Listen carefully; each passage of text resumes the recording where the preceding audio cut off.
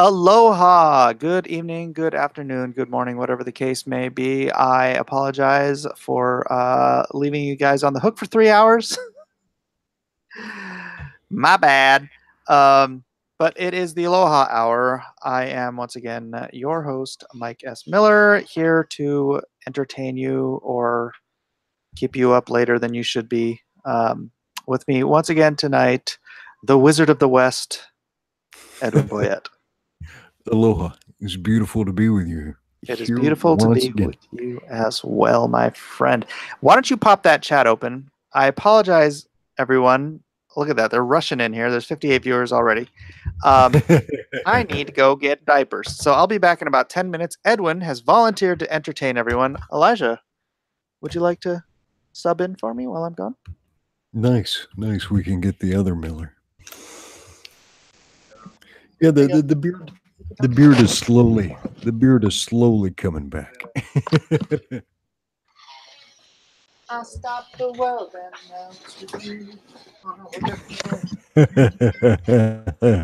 May the beard be with you. Oh, this is going to get demonetized. Well, hopefully not. Hopefully, young Miller here doesn't come and blow it up with all kinds of profanity and such. Yeah, might not want to be worried about that. That's so weird not hearing my own voice. Because with the microphone it cancels out my voice, and usually when I'm using a microphone on the other computer, it echoes back, and so I can tell what I sound like. But it's weird like this. Are you hearing your voice twice, or how are you hearing your No, voice? I'm not hearing it at all. So that's the weird thing for me. Oh, got it. Yeah, if your dad, tell your dad once he gets some of the Lone Star money, he should get a microphone like this because it's got like a monitor where you can hear yourself talking. Yeah. Yeah, I was telling him about that. Asian James Franco. All right, you've got well, I have got some wackadoodle here. You have got a webcomic, young Miller. Yeah, it's called Bud the Spud. Bud the Spud. Let me see if I can find this. This is on Webtoons? Yeah. Webtoons. Bud the Spud. I've been doing it for about a month now. Yeah, I post daily for it. Okay, let's see. Oh, I started on number 6. Let me get to number 1. Let me click on Bud the Spud. Oh wow, you've got like 31 of them. Yeah. That is a lot of Spud.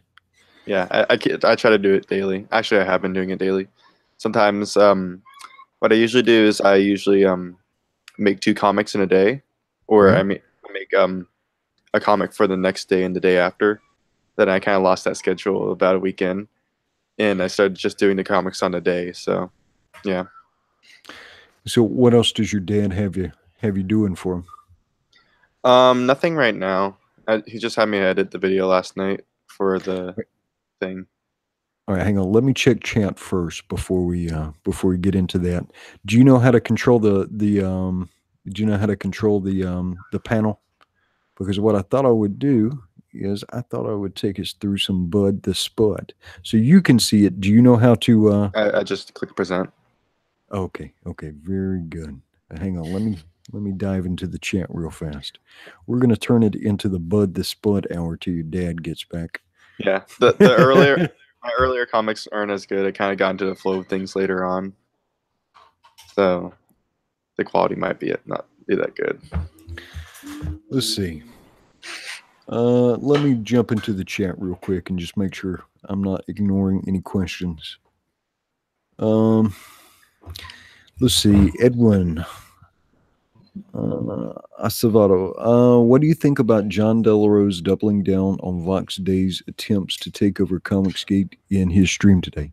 I have not heard John's stream today. I just haven't had a chance to catch up with everything.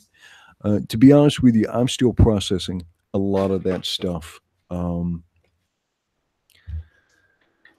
some of the stuff is not theoretical for me, right? Because my spouse is not white. My nieces are not white. I live here in Hawaii, and so my work family is absolutely not white. My church family is absolutely not white. And yeah, it's I got to process all that, but I am not. I am not down. I am not down with any sort of alt-right concepts or anything like that. In fact, I think. Do you mind listening to this, Miller? Am I hurting your brain with this? No, I'm fine. Okay. I think the far left and the far right make people nuts, right? I think they make people nuts. I think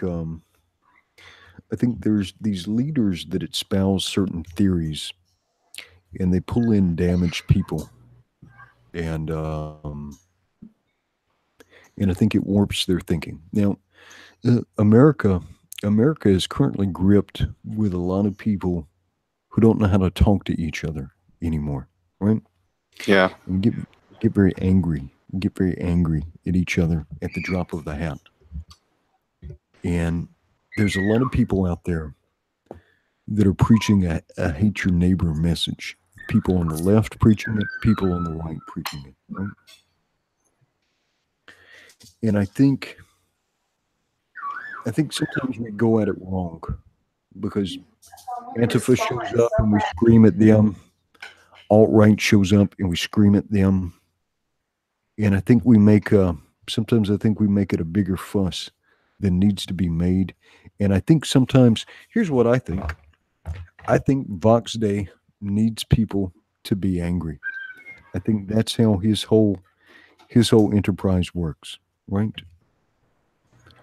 I think Vox Day needs people to be angry and to be upset and then to react off that anger and that upsetness, right? I think this is how he brings attention to himself. This is how he gets eyes on himself, and then he attracts contentious people with this. And this is one of the reasons I was telling people. You have to be a master of your own mind and your own heart, because when Vox came in and did this stuff, he wanted to provoke a reaction in people, right? And so I didn't want anybody to give Vox what he was asking for.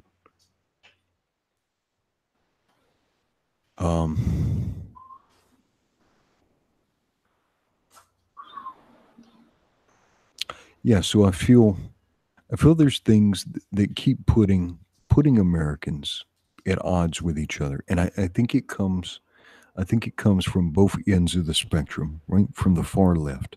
So you've got these far leftists, these people who, do you know what the term Marxist means, Miller? I don't know. Okay. I know. All right. And so there's this Marxist dialectic. Now, back when communism was new on Earth, the major division point was between people of the upper class, the bourgeoisie, and the proletariat, the workers, right? This was the dividing line for people. Now this is slightly less relevant. But the Marxist dialectic has changed. Now, some people call it cultural Marxism, and then people get all kinds of nuts about that. They say that is anti-Semitic language. And I think one of the first people who used it did have some anti-Semitic connections, right? And I think it's been established. But the term itself, when I use it, if I say cultural Marxism, I mean essentially that Marxist dialectic, right? And so you can see this language, people talking about like there's little words that have entered our language, and there's things that have been done to get people to fracture around ethnic and racial lines, right? I mean, you see it. You see people being told that certain people have certain privilege, like certain people have white privilege, right? I grew up. We were middle class, and my parents got divorced. And we went from being middle class to being below the poverty line in like a matter of months. Oh, wow. We didn't get any benefits from anything. I was sleeping on my grandparents' couch. My brothers and my mom were living in this trailer that didn't even have running water on my grandfather's property. It was cold. It was all beat up. And my mom had never really worked except for part time, right? And then she Hmm. became a children's librarian. And it took time. I mean, it took like 5 years for us to kind of to get things sorted out. And it was a real hard time for my brothers and my mom. And I would have loved some of that white privilege. It would have been amazing to have some of that. Right? And then I went into the army. Once my mom was stable, I went into the army. Now, when I served in the army, we all had a common identity, right? We were all Yeah. soldiers. So I was in the infantry, and the infantry at the time was still probably majority white. Was still about 70% white, maybe about 15% black, and then the rest Hispanics. Maybe a little bit different than that. It seems like I remember more blacks and a couple of Asians, but it was still mostly white. All of us got along. All of us got along fine, though, right? We all did stuff together because we had a common uniting identity as a soldier, right? Mhm. All right. So here's where cultural Marxism or the Marxist dialectic, whatever term you want to use, right? Doesn't matter. I think we all kind of know what we're talking about. It's Yeah. this language, it's this mind virus that gets people to diminish Americans, American commonalities, like the symbol of America. Get that super chat. All right, I'll go back and get that super chat. How do you check for super chats? Let's see. This is you can kind of see them. Have you got the chat open? They always have a colored thing.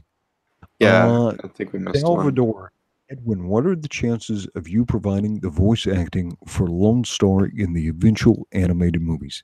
I think it would be better for Mike to get a professional voice actor. I love you. I love you so much for thinking I am being close to good enough to being able to do that. I am just not that skilled. I am an enthusiastic amateur, but Salvador, God bless you for even suggesting that I could. All right. Where was I at? So I'm talking about this Marxist dialectic. So here's what's happening in our society today. The people from the left, hang on, let me catch something real fast. Eric Ninotowski. Eric Ninotowski. Sup, guys? Sup? I have to catch this tomorrow. Up late last night. I introduced my team today. Check it out on my channel. Peace. Where's Daddy? Eric is an artist. Eric is an artist, and he's going to have, once he finishes up with his contracted work. Once he finishes up with his contracted work, he's going to launch his own project. Now he was just in Hawaii with me. He was just in Hawaii with me. He actually came. Him and his family came to church with me and my wife this Sunday. So I got to meet him. Got to play with his kids in our church's little garden. Got to look inside his sketchbook. So I'm kind of excited because Eric has got like a real neat art style. He's got some cool ideas. So I'm ready for him to get done with his contracted work so he can come make something cool for us. Okay. All right. All right. Elijah, change the screen. Your father's talking to what? you. Change the screen to... Oh, sorry. I was showing Bud the Spud, and I guess we got froze here. I guess I'll put my camera back on so everybody can see me. Sorry, didn't mean to. We'll come back to Bud the Spud in a little bit. Is that all right, Elijah? Yeah, that's fine. So let me stop sharing, and then so it'll flip back and forth between the camera. Hey, a wild Mitch appears. How you doing, Hey. Mr. Brightweiser? Yeah, just chilling. I'm doing all right. Good. All right. So I was talking about this hate your neighbor rhetoric or mind virus that's coming from the far left. So this is part of the racial division stuff. It says, if these people, that there's there's different valuations of people, right? That people from certain ethnicities have or should have more special treatment or should separate themselves from other people. It's so bizarre because it's like looking at stuff that racists in the 50s and 60s and before used to say, flipping it, like putting it in a mirror and then parroting it back. But it's all this focus, or all this energy, all this propaganda and rhetoric saying focus on your differences. And here's the deal. America has really never been an ethno state. Yeah. And people are going to say, well, wait a minute. When America was founded, only white men could own property and vote and stuff. But even then, if you look at the composition, okay, you had Irishmen, you had Scottishmen, you had Frenchmen, you had people who were not necessarily the same people, right? That had come over from Europe, and they kind of formed a new people. Yeah. And then the people added to that has increased every decade, and it's changed. And the ethnic composition of our nation has absolutely changed, right? Now, at the same time, people are focusing on all these differences, right? And focusing on all these grievances. And the symbols and the commonalities of our nation have been depreciated, right? The value of our flag has been depreciated. The value of these various public offices has been depreciated. Even our national anthem has been depreciated, right? And so, and then even in school, in college curriculum, it gets taught that, these people are your oppressors. One, I go in the chat right now. Let me see who's in the chat. I bet you 95% of the people in the chat don't run anything except maybe their own life. They might have a little bit of money left to spare after the end of the month if they're lucky, right? But there is nobody in our chat that is a president of a university, that's a mayor, that is, a billionaire, that's running a factory, that has this high influence, right? And so we bludgeon people. We bludgeon people with this stuff from the left and focus on these differences. All right. Now, come over to the right. You do have right radicals too, who say that we need to separate out on the basis of ethnicity and so forth. And it generates this fierce emotional response in people, right? You can see it. People have almost this, when they hear some of this alt-right language, when they hear some of this rhetoric, people have this intrinsic emotional response to it, and it riles up this anger and this resistance in them. And some of the people on the right would say, well, you've been culturally conditioned to respond to this negatively. In a natural state of man, you would be tribalistic with your own particular tribe and so forth. We can never go back to this time. Our nation is so intertwined now. And if I was talking to some of these people, they would say, well, we're not properly a nation, because a nation is one people, and we have these disparate people, and that's not what constitutes a nation, right? And so I'm talking about the Republic of the United States of America. We are disparate people. United under common rights, right? Common rights, common privileges, and we even have Canadians in the chat and Australians and stuff. And so I'm not meaning to leave anybody out, right? No, Canadians aren't welcome here. No, get Hey, border jumpers. Edwin, by the way, they have a super chat for you. Do have a super chat. Okay. Edwin, God bless you, brother. One vet to another. Consider it, though. You have the mental background for the character, and ain't no soy in your pipes. I think he's talking about the voice acting for Lone Star. Oh, well, thank you, Sal. Thank you, Sal. I appreciate it. We will come back. We will come back to Bud. We will come back to Bud to Spud. I promise. Right.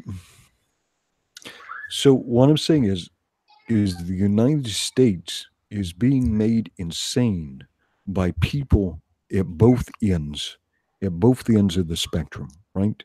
That are kind of making people unable to speak to each other anymore. And people have these intrinsic reactions to stuff, right? Mm-hmm. And and for me, again, like this stuff is not theoretical. My wife is not white. My nieces are not white. The church that I go to is perhaps 30% white at most, right? I've got, like, my extended Hawaiian family. I've got all these beautiful people, and these are my brothers and sisters in Christ. And I know you understand what I'm saying here because your fathers raised you well. Mm-hmm. These are my brothers and sisters in Christ. I live in Hawaii, which has a plurality, and we don't have chaos. We have the normal political chaos because we're a very leftist and liberal state. But Yeah. how's your father, Edwin? It's okay to be white. And see, like, I have no guilt over this. I have no guilt. I only have responsibility for my own actions, right? And so I hate this leftist language also, right? I hate this leftist language also that teaches people that they're born with some sort of intrinsic guilt, right? Original sin. Well, we are born with original sin, but I've yet to meet a person yet who picked their parents. Yeah. Right? It's not like there was some sort of conception party and you were there saying, hey, maybe if you get together with this girl, you'll make me and it'll be fantastic. No. We came into the world as we came into the world. And no one, forgetting even that, like I say, most people are barely even responsible for their own lives. At most, they vote twice a year. Most people, by far, particularly the people in this chat, you're not oppressing anyone. Well, sometimes the Legion do oppress people, but you guys are a force to be reckoned with, so that makes sense. But by far, most people are lucky if they can even get to decide what they eat for lunch each day.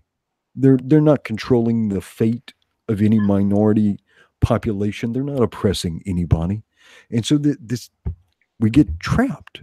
We get trapped between these extreme people on these poles, and it makes it impossible to talk about anything at like a level down here. Right? She takes over his live stream again. It makes it impossible to talk to each other with compassion because everybody's looking for a reason to be furious. A reason to be furious, right? A reason to, and we saw it. Get this, Miller. Somebody made a comic book Kickstarter that said "Punch All Nazis." Oh Right? yeah, I This saw was- that one. Yeah, it was "Punch All Nazis." Now they changed the credits in it, but the original credit said, "Don't let any Trump voter tell you they're not a Nazi." Right? And so I was talking to kind of like a low tier comic professional.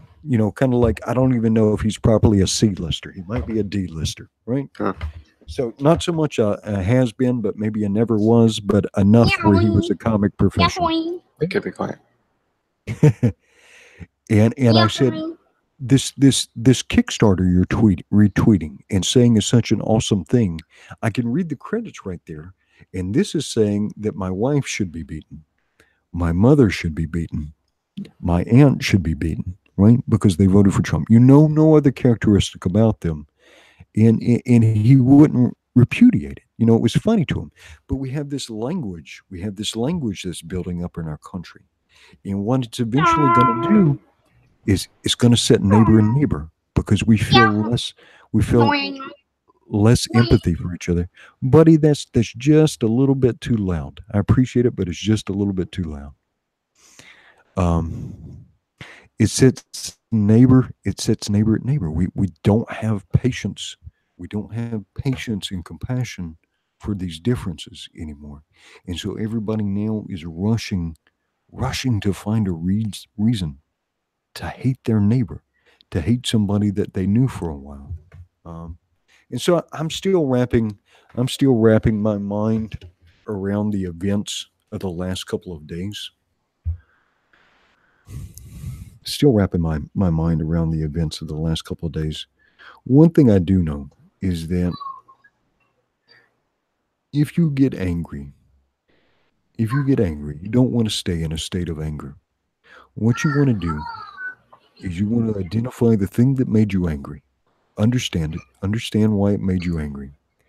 And then you need to ask yourself an important question. Is it something that I can take action on? Right? Is it this external force that's acting on me? Can I remove this thing? Can I remove this thing from being able to have an effect on me? Can I get out of its way? Can I change a condition? Right? But just being angry for the sake of being angry is not good for you or the people around you. Bye, everybody. Bye, everybody. It's always best. It's always best to find some effective action that you can take, right? Rather than just sitting and screaming and yelling in a state of anger. Bye, young Miller. We'll talk again soon.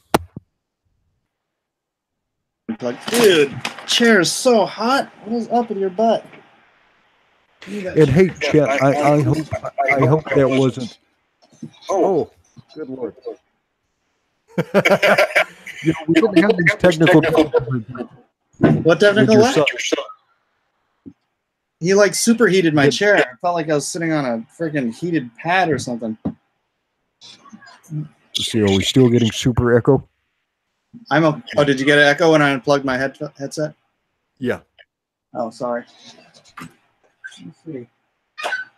Me and your son were talking about the cultural forces that are acting on America, both from the left wing and from the right wing. I caught quite a bit of it when I was at the store in line behind a lady who was trying to use coupons, but of course they were the wrong coupons, so you know how that whole thing goes.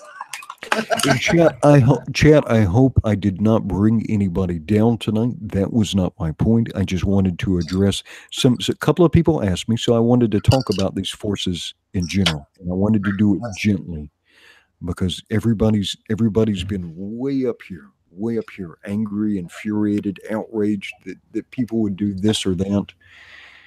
Yeah, and can we not fight in the chat with John? Please, John, give John a minute to freaking breathe. And what I don't. Oh, we're getting that echo. Hold on, let me plug in. Plug it in, plug it in. How's that? Is that better? Yeah, that's better. How you doing, Mitch? You're not saying anything.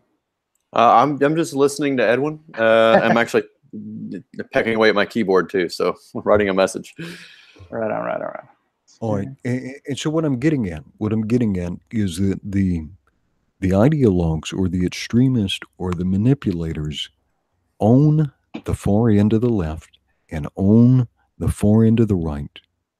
Want you to be in a state of anger, in a state of confusion, in a state of arousal, right? They want this. This is what they want.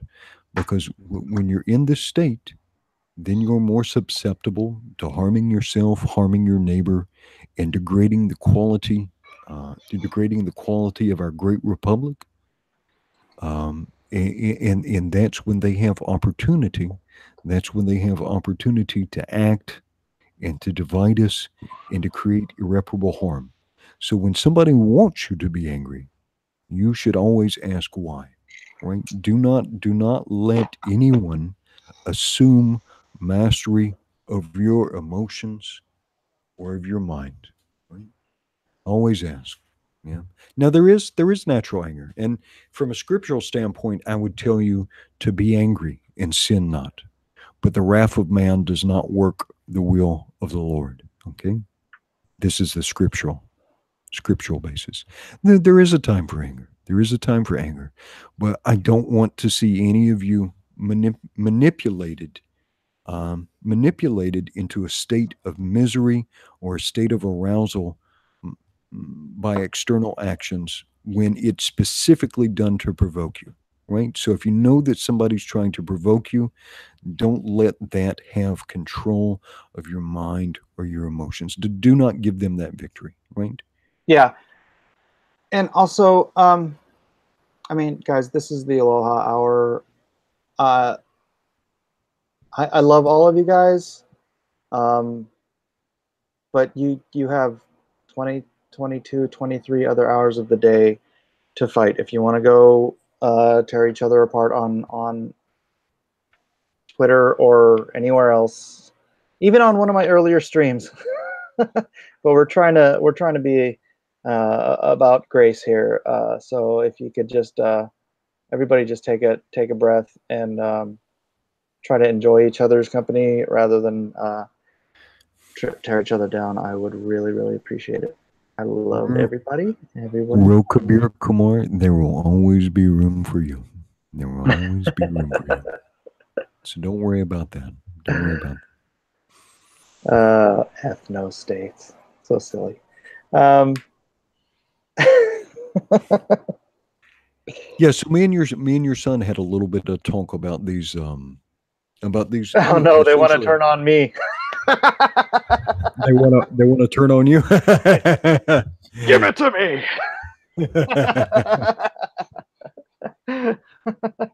No, stay. I want everyone to stay. I just want everyone to stay and just be about the love, baby. This is the love hour. So easier said than done sometimes. Oh yeah, I know. I got. Oh yeah, I got agitated a couple times myself within the last couple of days, and I had to make a concerted effort to bring myself down. Yeah, you brought me down to guys in the chat. We have a private group on Twitter for a few of us, and boy, this Fox Day thing happened. I was like hot to trot. I was like, I'm going on. I gotta talk. And everyone's like, chill out, man. GRP poll, Hail Mike, we honor your wish. Thank you very much. Yeah, so I don't know. Everyone, I don't know. It's funny because before we even started this stream, Edwin and I were talking about how we don't want to talk about this. Yeah, and then I got hit with it right off the bat by Puerto Rican Edwin, and I love Puerto Rican Edwin, so it's like, all right, we'll talk about it. All right, so people want to know what I mean by Olivia Wilde as Captain Marvel. Since it is the clickbait and I have returned, I shall share my screen. Let me get over here. Wait, no, let me get over here. Share screen. Apparently Gary drew a starfire. So I don't know if he's trying to steal Pope Fire from you, because he drew like a really good looking starfire. Can everybody see that? This is what might have been had they just spent a little more time in casting, I guess. Yeah, I just did this for fun and posted it up on Twitter for those who have seen it. But no, Olivia Wilde, unfortunately, is not being recast as Captain Marvel. But boy, wouldn't that have been nice? So enjoy. Take a good look. She looks very feminine here. Well, that's because she's feminine. Yeah. The other, I mean, it's not like Brie Larson is a wholly unattractive young lady, but Captain Marvel is supposed to be like, Well, yeah, Carol Danvers, the old Carol Danvers with the crazy scarf and the kind of glorified bikini, the onesie. Oh, the Warbird outfit, the Warbird, yeah. Yeah. But I mean, she's been in other great costumes too. Mitch, if you were going to cast any actress to play Captain Marvel, who would you cast? It doesn't even have to be a current. It doesn't even have to be a current actress. Oh, so I can go way back. Yeah. Farrah Fawcett. Oh, that's an interesting choice. Farrah Fawcett. What about Olivia Newton-John? No. No, you know who? What was her name on the Fall Guy? Heather Thomas. Heather Thomas. Oh, that's a good Heather choice. Thomas. Yeah, Man. that's a good choice. Oh, my wife says maybe It Raquel was Welch. the 80s. Shut up. My daughter just gave me a stink eye. Let's see. We have a $2 super chat from Colonel Comics. He says, "I love your spirits, Saint Mike and Pope Edwin." All right, that's enough, right? Everybody, The Rock should play Captain Marvel. So what do you guys think about my clickbait? Olivia Wilde, would that not have been a better casting? Summer Glau. Interesting. Yeah. Somebody says Allison Mack. Is that the girl who got arrested? The sex cult thing? Yeah. Sorry, young Millers, cover your ears. It's all right. I got the headphones in. Okay, very good. B. Arthur. B. Yes, Arthur. B. Arthur. Now we're talking, Sierra. I see where you're going. Yeah, Giuseppe EVS abandoned the Cyberfrog telethon. There was none. Maybe they just decided that's plenty of money. Yeah. I mean, heck, that's a lot of money.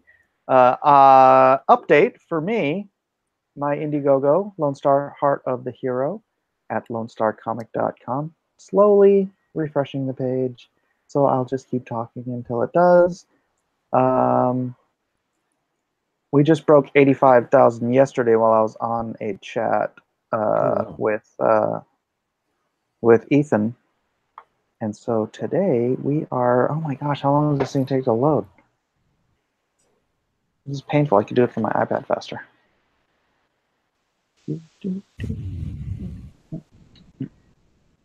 85,870. We are $130 away from $86,000. So yeah, if anyone wants to go over there who hasn't already supported, please do. LoneStarComic.com. Mitch also has Red Rooster rocking and rolling on Instagram. Indiegogo. Indiegogo. And It's Instagram. He's it's very also on popular on Instagram. Instagram. This guy. Yes. So please go check that one out as well. We are here to entertain you, but there is a fee. Raven, Mike Raven Eye Review says, "Mike, I have no money for Super Chat, but please make more comics." I am, man. I am. I did page 35 today. I am getting close. I'm not going to show you the whole page, although you guys already saw. Maybe you already saw it. So I don't know. There's some spoiler stuff on these pages. So, never mind. Sorry, didn't mean to tease. Right. So my wife also said for Carol Danvers, Lonnie Anderson.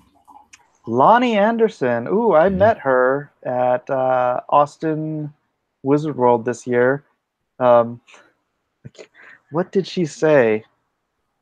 She said something really like she almost bumped into me, and then she said something really cheeky to me, and then like waddled away shaking her butt. I'm like, wow, she's exactly who she was in WKRP. That's funny. Now she looks great too. Oh my gosh, she really does. Does she really look really old? No, she doesn't look really old. She looks fantastic, and her she's really kept her figure up too, for someone who's a hot stuff in the 70s. When I was born. No. Town to town, up and down the dial. Maybe me and you were never meant to be. Just maybe think of me once in a while. I'm at WKRP. Cincinnati. Les Nessman. No, you didn't start from there. Baby, if you ever wonder whatever became of me. I'm living on the air in Cincinnati, WKRP. I got kind of tired. I know this whole theme song. Okay. Well, Now I know both you guys are older than me. Yeah, me and Mike just went full boomer. We unleashed our full boomer powers. I think we've talked before about the Thanksgiving episode, haven't we? Oh yeah.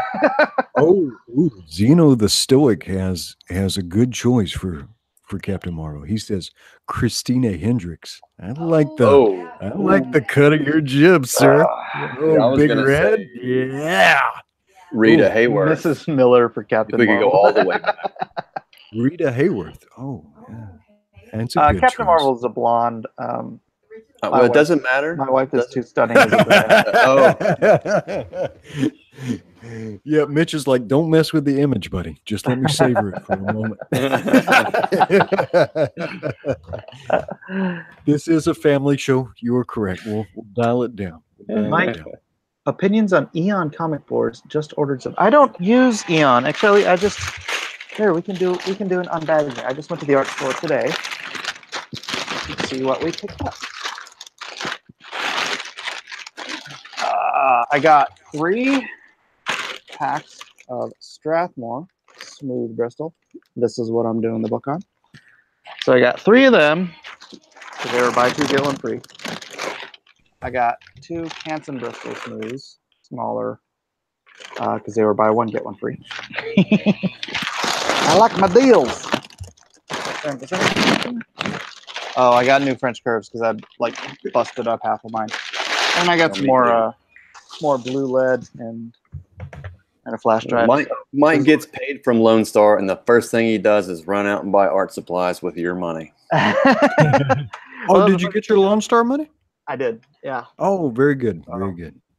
Yeah, we both got paid. Emailed the mortgage company, waiting for them to email me back. So, yeah, it was funny. I was at we were dropping off my daughter at school. I was with my wife, and we went by the art store. I'm like, just wait in the car. I'm just gonna go get a pad of paper. And then I come back to the car like a half an hour later. I'm like, you can't give me $70,000 and let me go into an art store. Did you have any impulse purchases, or was everything aside from the Bristol board was impulse. Oh yeah. And I had to stop myself because I do when I'm not worried about money, and that's the thing I have to keep in mind. I have to worry about this money because I have a lot of stuff to fulfill with it. But when I'm not worried about money and I go into art stores, it's like kid in a candy store. I'm just like, I need this, I need this, I need this, I need this. Yeah, I'm sure Mitch knows what I'm talking about. I know the feeling. Yeah, I mean, I'm going to treat myself to a new fountain pen. So I have a fountain pen addiction. So yeah, is it going to be something? It's not going to be made by like some artisanal dude in like a flannel shirt, then he's going to gush for 5 hours about like the features of a fountain pen. Is it going to be like handcrafted from some kind of unicorn horn, and then it's going to be bathed in like the spring water of the Kilimanjaro mountain? And then it may. I have a guy in Hot Springs named Sean Newton, and he makes handmade fountain pens, and he's going to make me a couple of fountain pens for and he's also going to make me a brush pen handcrafted out of ebonite, which is sort of not ancient. It's a form of rubber that they used to make combs and pipes and pens out of, like way back before plastic was invented. So he's going to make me, and it has you knew me, right? It has this warm quality to and it smells like rubber. I like it. I like it a whole lot. He's gonna hand make one. It's gonna take him several hours. Is it a tree resin? Yeah. It comes like from India or somewhere like that. Yeah. Is it what they used to make bubble gum out of? Bubble gum, you said? Chewing gum. Is it what they used to make chewing gum out of? I don't think so. I think that's something different. Yeah. So the guy making the pin for you, does he have ironic facial hair? He has no. Well, he has a goatee, and he wears flannel shirts. Pretty much every time I see him. Yeah. Called it. He's very good though. He knows what he's doing. Oh, let's see. Thanks, Derek. He reminded me the screen was stuck on me. So. Looks like we have a $10 super chat. Oh, Says, Stringfellow for $10. Need to check the ladies' cannons. Cheers, Mike. need to what? To check the ladies' cannons. Oh, I think he means their headlights. That could be what the reference was to. I'm glad my daughter can't hear you people. Yes. She's a what? You can, yeah.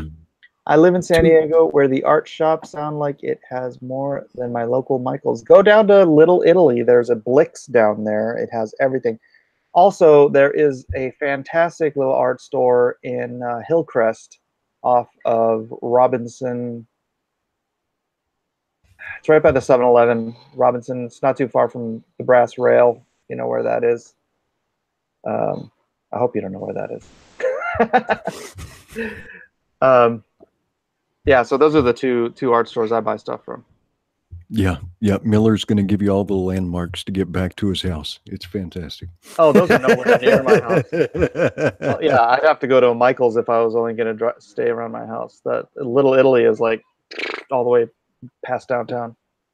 How much to get on that brush pen action? Yeah, that's from Antoine. For you, Mitch, how much to get in on that brush pen action?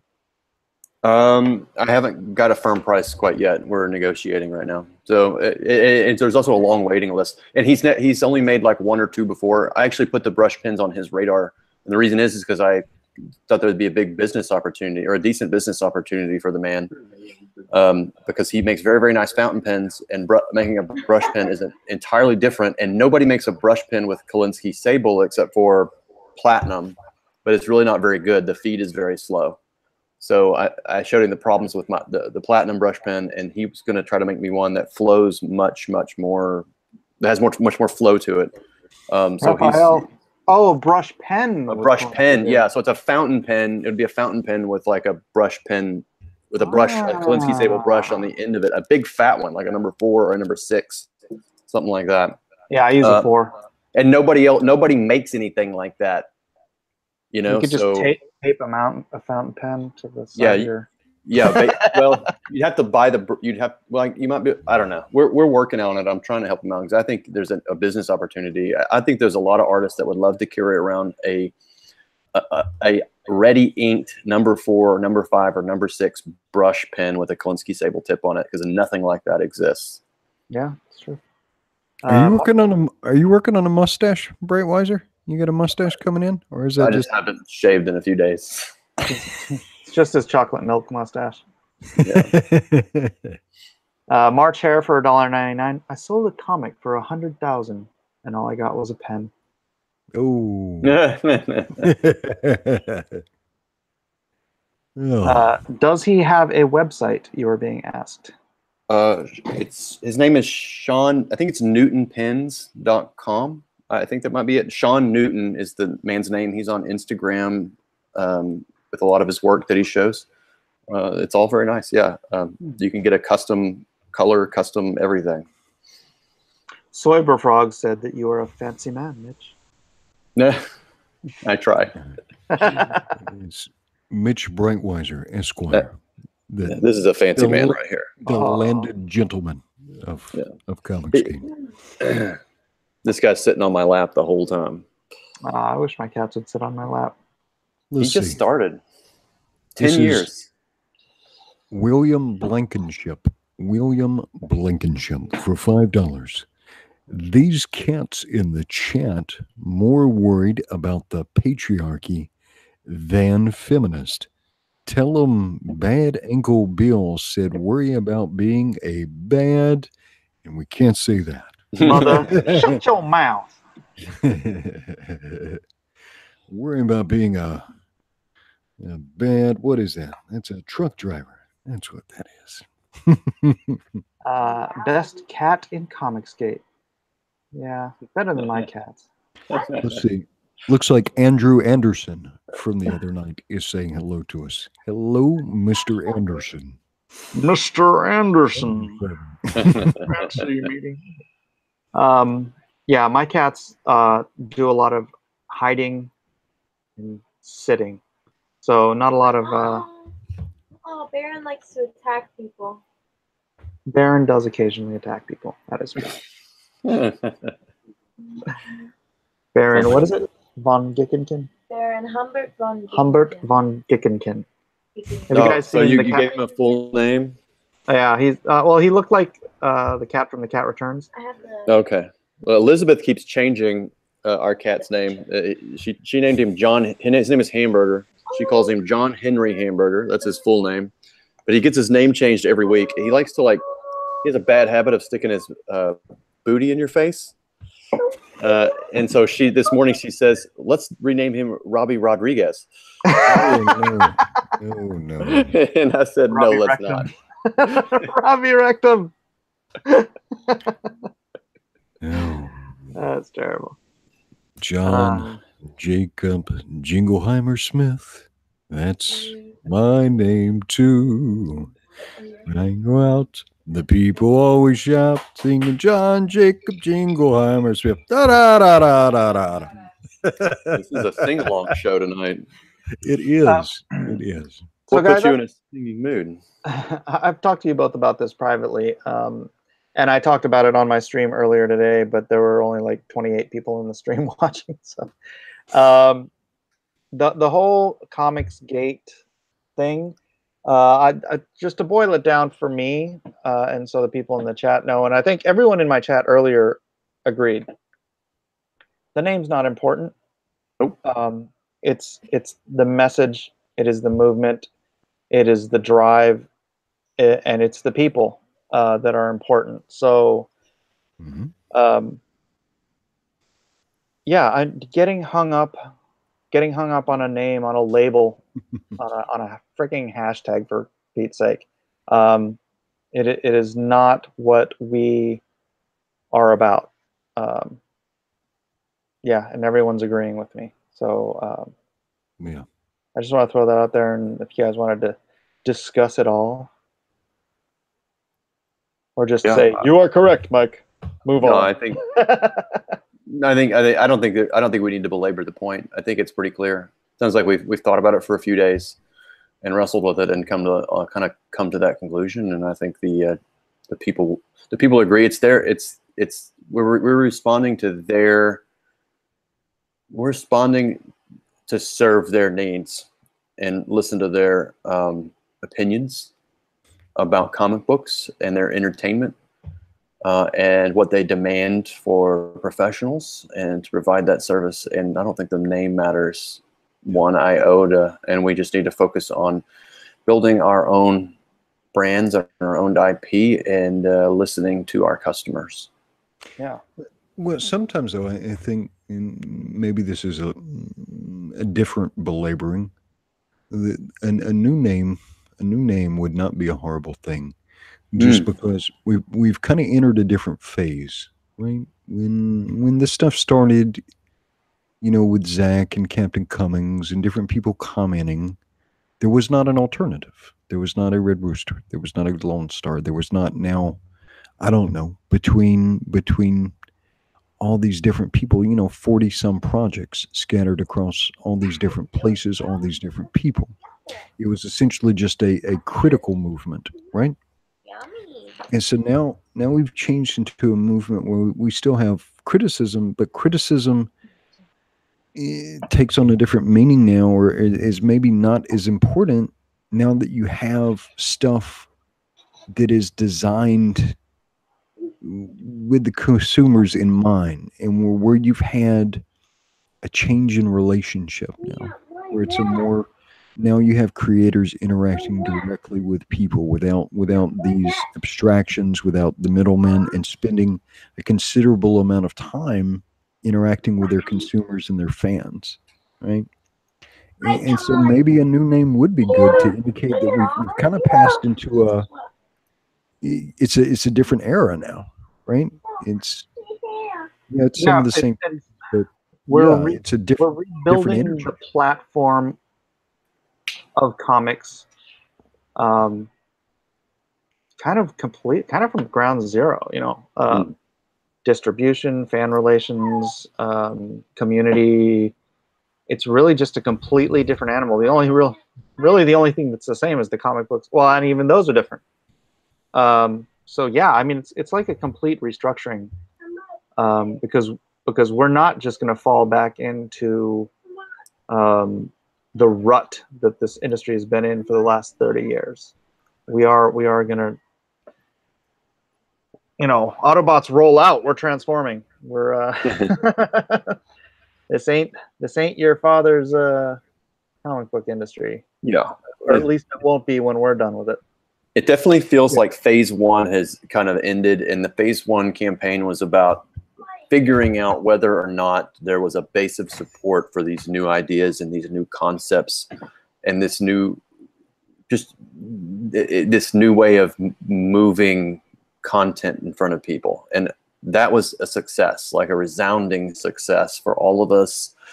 The base is there. We know who these people are. We know they respond to the ideas. And phase two is about, and I think looking back on it, I think that's what we're gonna see Comicsgate as. But that's like the long view. I think that part is definitely over. I think with the end of Lone Star and Red Rooster and Cyberfrog and sort of as these other Trump Space Force and Flying Sparks and Bigfoot Bill and et cetera, et cetera, et cetera, et cetera. They keep rolling on, but I think we've proved. I think it was a proof case, and the proof is we were correct that there is a base and that they do want to be served works. And they do like this. The model works. I think now it's about fulfilling, expanding the base, but that has to be done in a bit of a different way. Like this is the Comicsgate is this base. The next base may not is like, yeah, this audience, friends and family, it's like an exclusive audience. This audience has access to us in a way that, hopefully, I mean, okay.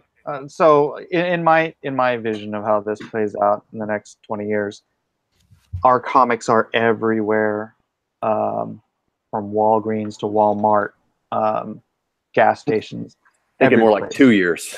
five well, years. No. I'm just saying, 5 years. Yeah, I got you. I'm saying that there will be this base, and we will be accessible, because I never want to lose this community. I never want to be on, in Olympus looking down on the fans, right? Like so many other creators, so many other publishers, how they treat their fans, right? This community is what is building our futures.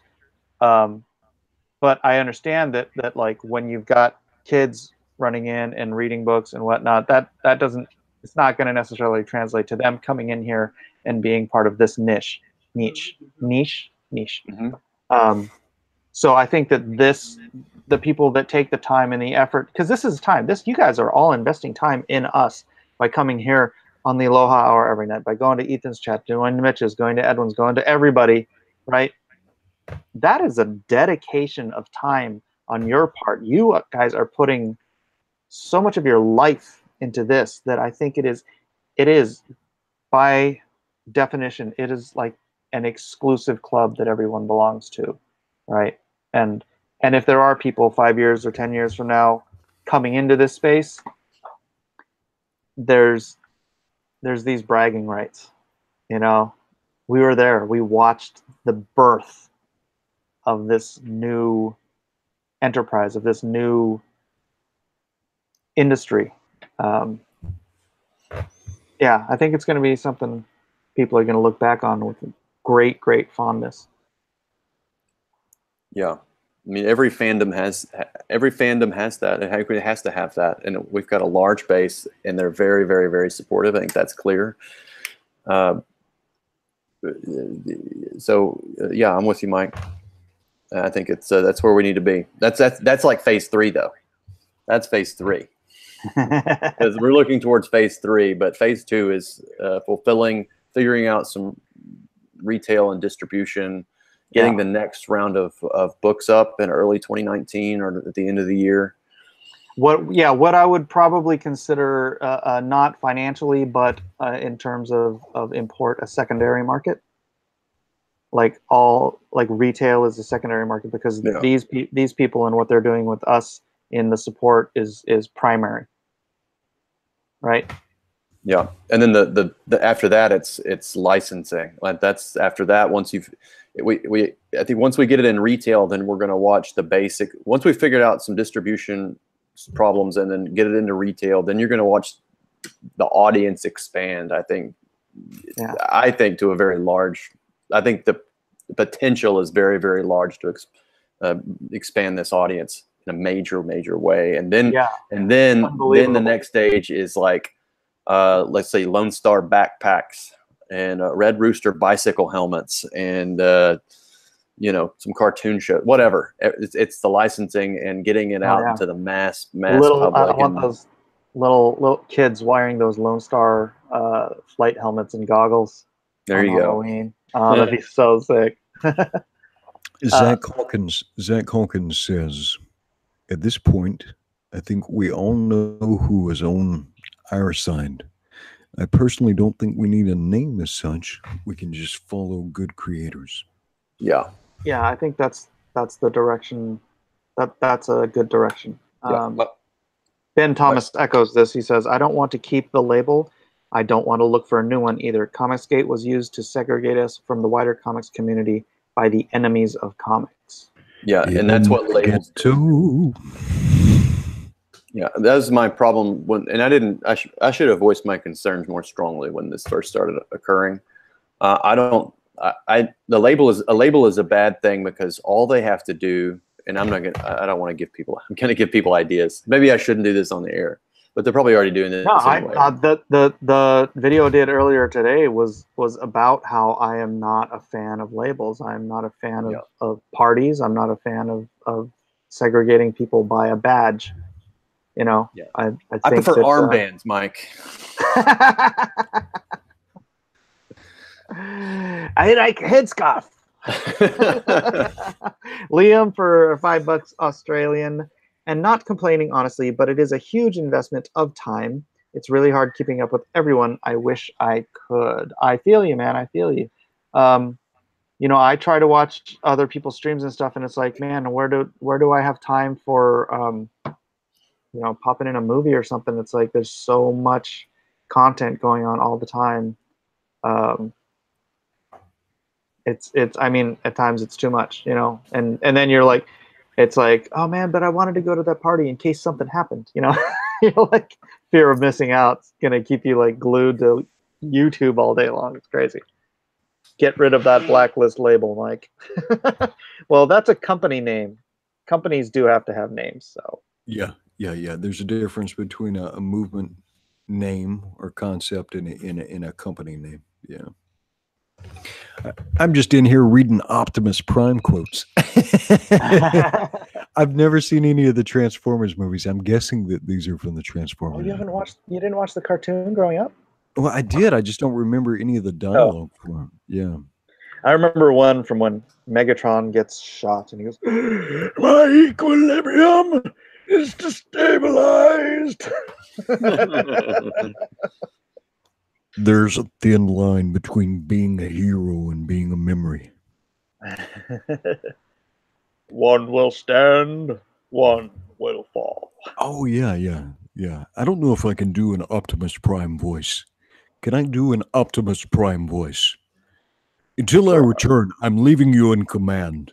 I know you won't let me down. That's not quite Optimus Prime, is it? What does Optimus Prime? What does Optimus Prime sound like?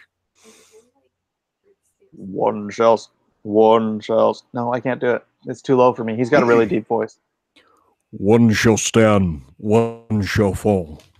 Ooh, I am $97 away from 86,000. Woo! Come on, chat. Somebody throw $97 in there. I gotta practice an Optimus Prime voice. I've never got to hold your R's more. Okay. Deeper. We're going to go deeper. But it's a PG stream, so we can't go deeper. Megatron has been defeated. I, Starscream, am your new leader. Which was the same voice as Cobra. Edwin, your Optimus sounds native. put a little bit more John Wayne in it. I'll have to go listen to some Optimus Prime and see if I can do it. I've never thought about doing it before. Oh, Carlton76 says stick to comics, Mike. Nasser can probably do Soundwave. That's funny. Jojo, don't take your underwear off behind me. Close the door. Have to kill the stream.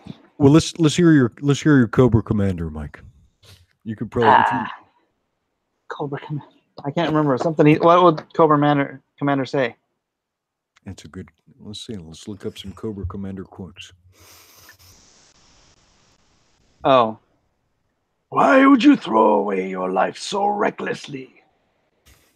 That's a question you should ask yourself. I can't do Optimus Prime. That's a question you should ask yourself, Megatron. One shall stand. He's got kind of a low and raspy voice. One shall stand. One shall fall. Something like that. Yeah, I'm gonna practice that off stream and see if I can learn how to do an Optimus Prime voice. Oh, there's one. Retreat! Oh, that's great. Oh, unsubstantiated fantasy. Lies, lies, lies. You dirty rat. All right. Yeah. Okay. Is Chester Busby Vader? Ooh, Vader. Can I do Vader? So what's a good Vader quote?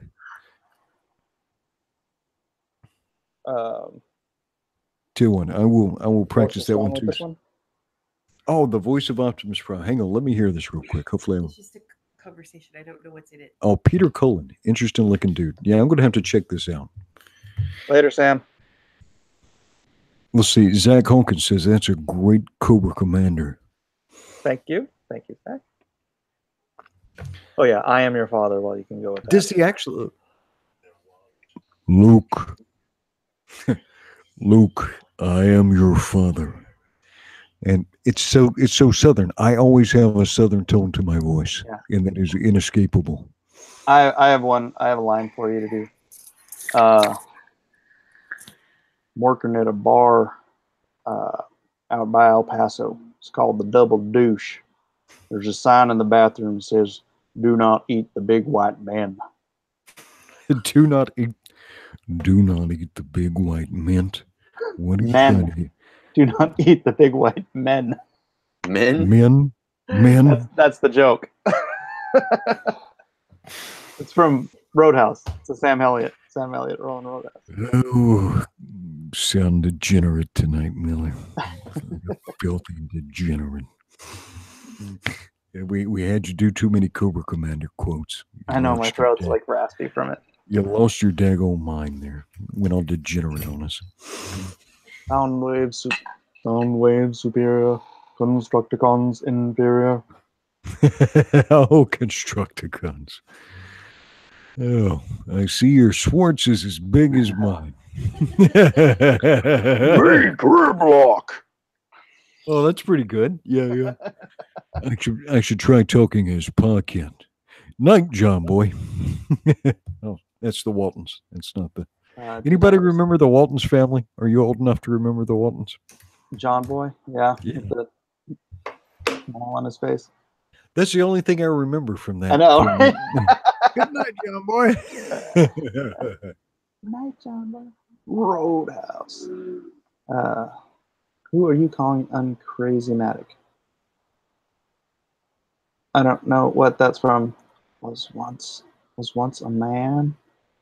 What? The way forward is to make sure the community gains control of the formal rights around the mark, but not actively use it. I don't think anybody's going to have control. Yeah. I think they could. I don't really think. I don't know. It's not really worth discussing, to be honest. Yeah, because it's not going to be unanimous, whatever it is, and if it's not unanimous, then it fractures the community. yeah, this my issue with it from the beginning. So Yeah. Let's see. What do we I got here? remember Petticoat Junction. Zeno the Stoic. I like your style, but do you have to use so many curse words? That's from The Big Lebowski. yeah, there you go. They call him the dude.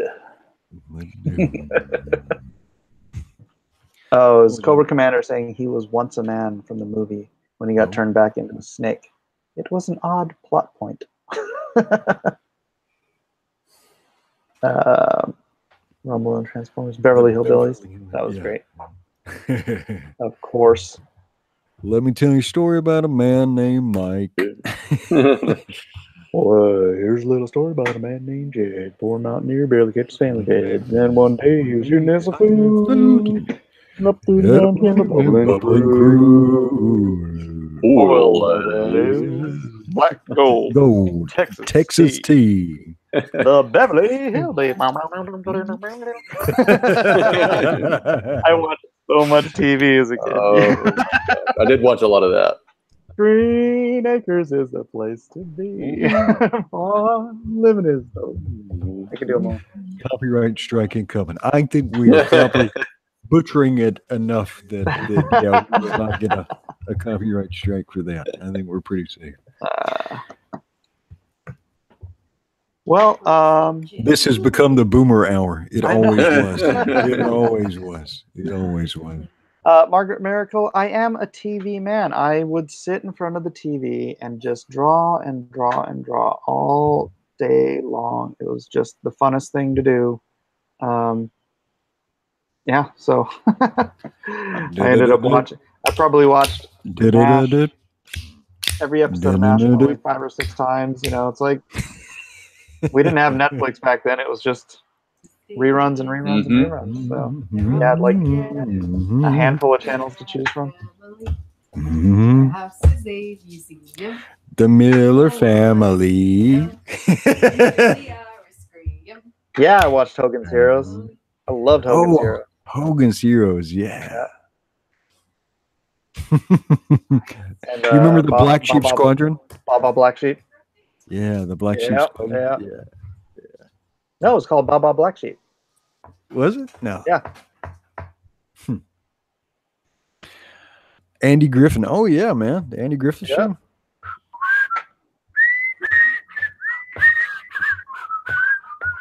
The Andy Griffith Show, starring Ron Howard,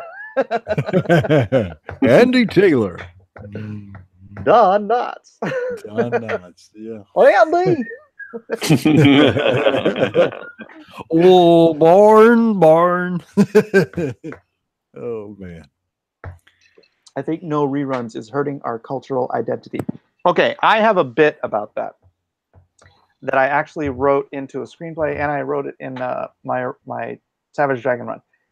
It's that cable TV has been more McHale's Navy. Yes, I love McHale's Navy. But anyways, it was cable TV has been more responsible for the dissolution of cultural unity in this country than practically anything else. Possibly worse now with the internet, because everybody not only has their own TV shows, everybody has their own show. I have my own shows, right? Whereas when we were kids, everybody went to school Wednesday morning talking about Marcia getting a football thrown in her nose, breaking her nose, right? Everybody was talking, whether they were kids or adults, they were talking about who shot JR. There were such limited programs to watch that at any given time, a third to a half of the population was watching the same, having a shared experience, like on, most nights. And then they'd come and talk around the playground, talk around the water cooler, and they'd have this shared experience that they could all communicate about. And now it's like, what did you watch last night?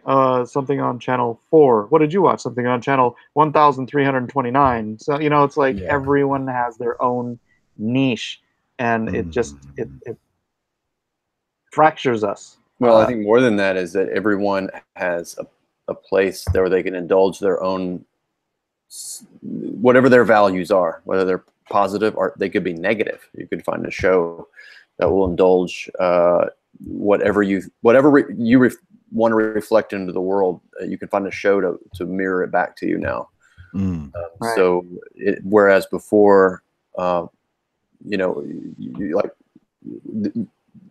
if you weren't getting great values at home, there was a sort of a responsibility. People were getting some common values through the parables in the Andy Griffith Show, for instance, right? About how you treat your neighbors and how a community operates and that kind of stuff. But everyone was watching it, Yeah. And that is totally gone. People can just indulge in whatever they want, right? And they're going to indulge in the same way with the internet. Like with the internet, you can go wherever you want on the internet and indulge in whatever bubble you want to be in. Yep. So Close if you want to be in, yeah.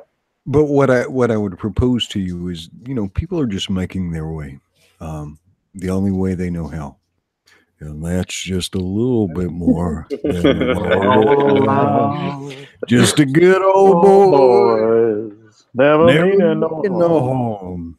Beats all you ever saw. Been in trouble with the law since the day they were born. Making their way. The only way they know how. That's just a little bit more than the law will allow. That's for you, Elizabeth Luker, for $5. Gotcha, Mitch. Gotcha. Oh, I got one. That's good. That's good. Shazam. I'm getting call out. Yeah. Oh, here's another. I know nothing.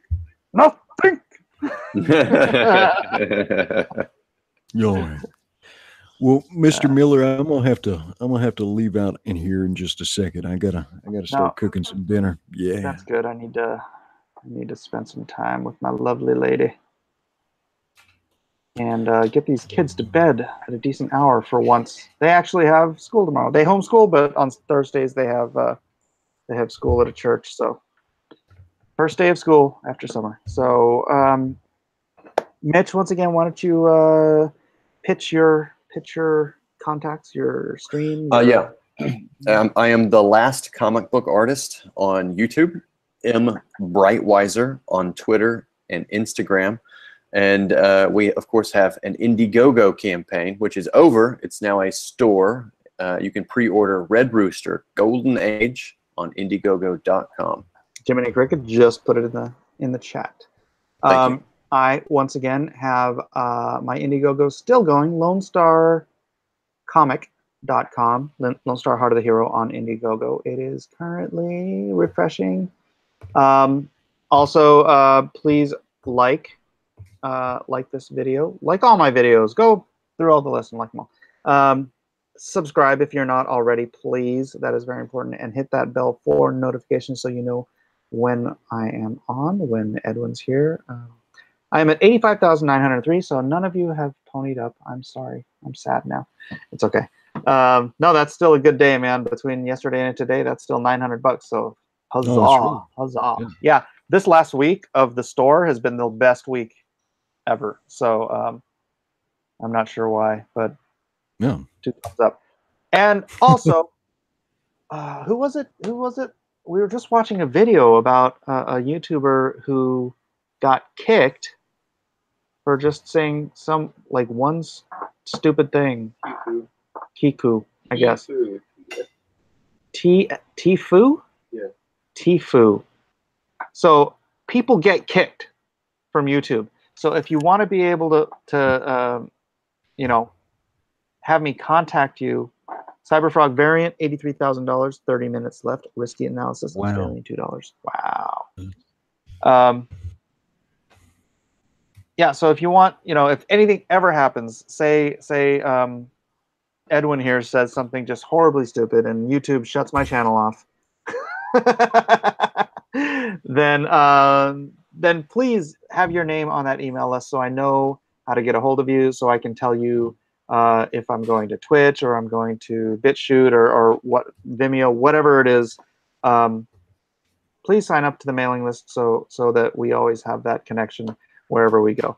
Plus, you'll always be informed of any other Indiegogos I get going. So thank you again, Edwin. Again, these are contentious times, right? And there's going to be people who try and sell you this hate your neighbor message. Don't buy into it. Don't buy into it. The world can be what we make it, right? And we can make it better with kindness, compassion, respect for each other, for ourselves. I don't know if I say this enough sometimes. You have value, you have meaning, you are made in the image of your creator, and you should respect yourself. And then most of all, without this, everything else means nothing. Charity for ourselves and for each other. And so when people come along and they want to get you excited, they want to get you angry, do not give them that control over your minds and over your hearts. Wherever you are in the world, whoever you are, be the best version of yourself that you can be. So that way, wherever you are is better because you are there. Until we meet again, I wish you a good night and aloha. Aloha. Lone Star Squadron, you are dismissed.